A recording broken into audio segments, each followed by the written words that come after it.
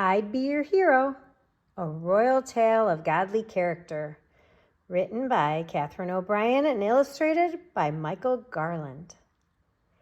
This was my oldest son's book, and he enjoyed it, but my younger son really liked this book. So I'm reading it with him in mind today.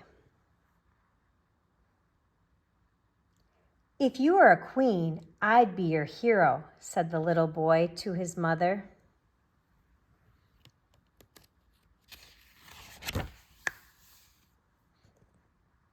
We would live in a gigantic castle made of heavy stone with high towers and secret lookouts, and a deep moat filled with snapping alligators, hissing snakes, and stinging eels, said the little boy. I would stand guard in the tallest tower to keep watch over the kingdom and make our castle secure. Yes, said his mother, and if you heard strange noises while keeping watch, you would stand very still and call out, "Halt! Who goes there?" because you are very brave. Joshua 1:9, do not be terrified, for the Lord your God will be with you wherever you go. Each day I would shout, "On guard!" as Father and I fenced with our shining swords, said the little boy.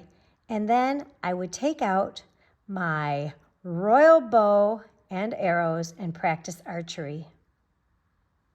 You would hold your bow very steady and take careful aim, said his mother. And if your arrows missed the mark, you would keep trying because you are a hard worker. Let us run with perseverance the race marked out for us. Let us fix our eyes on Jesus.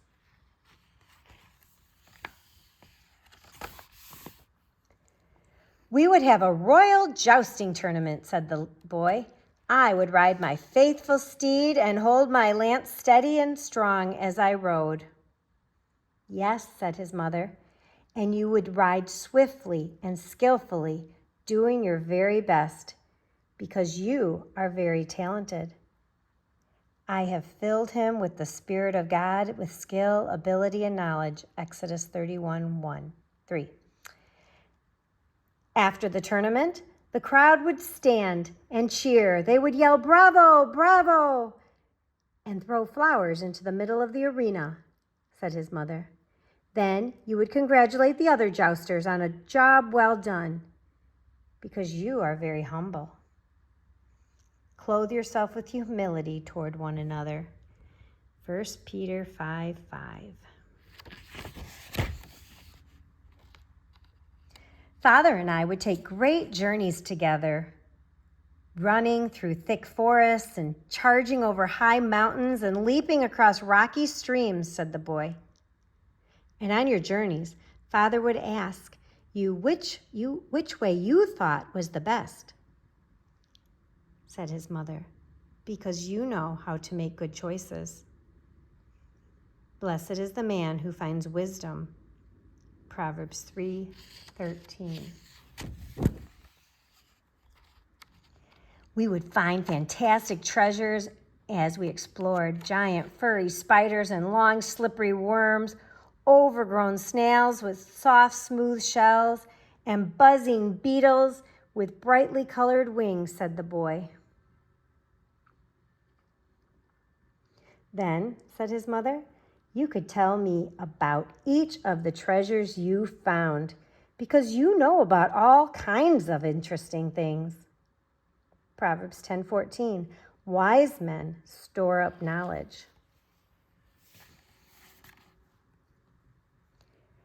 When we traveled through our kingdom, I would ride a tall white horse and carry a huge golden shield as I galloped ahead of your magnificent carriage, said the boy. And as we rode, all of the people would cheer and smile and wave, said his mother. And you would smile and wave back because you are very friendly. A cheerful look brings joy to the heart, Proverbs 15:30.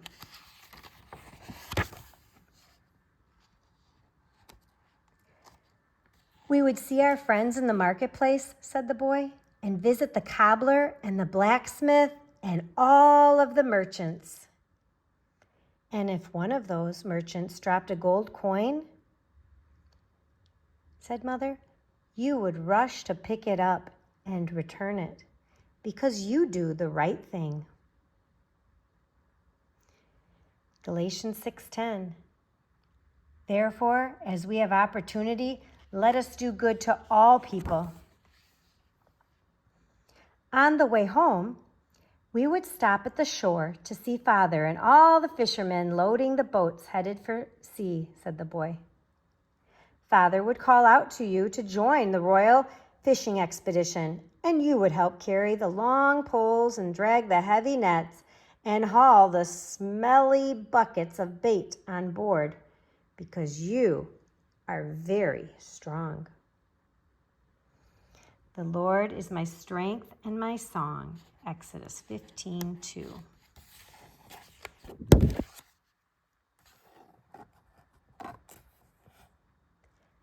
We would bring all the fish that I caught back to the castle to be food for a great celebration, said the boy. I would invite everyone in our kingdom to join us. And when our guests arrived, you would welcome them into our castle, said his mother, and share with them your games of chess and your set of wooden knights and horses, because you are very generous. 1 Timothy 6:18, be generous and willing to share.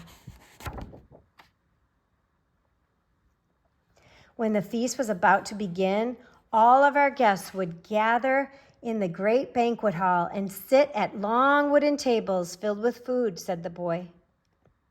And before we ate, said his mother, Father would ask all of our guests to bow their heads. Then he would ask you to pray, giving thanks to the Lord for all our blessings, because you love to talk to God. Pray continually, give thanks in all circumstances. 1 Thessalonians 5:17 and 18. At nighttime, we would read together by the fire in our castle's great hall, said the boy. I would read stories of brave knights and going on mighty adventures, said his mother. Stories of heroes just like you, and you would listen carefully as I read, because you are a good listener. Proverbs 1:5, let the wise listen and add to their learning.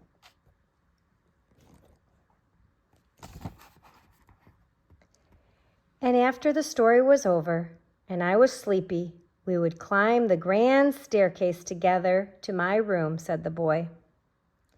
Then we would say our prayers together, said his mother. In my prayers, I would thank God for giving you to your father and me, because you are so very special. Every good and perfect gift is from above, James 1:17. Yes, if you were a queen, I'd be your hero, said the little boy. But even if I am never a queen, said his mother, and even if we never live in a gigantic castle, and even if I never ride in a magnificent carriage or attend a lavish feast, you will still be my hero forever and ever, because I love you so very much.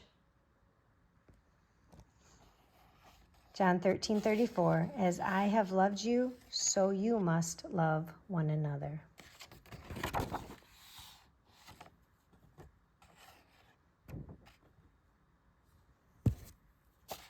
The end.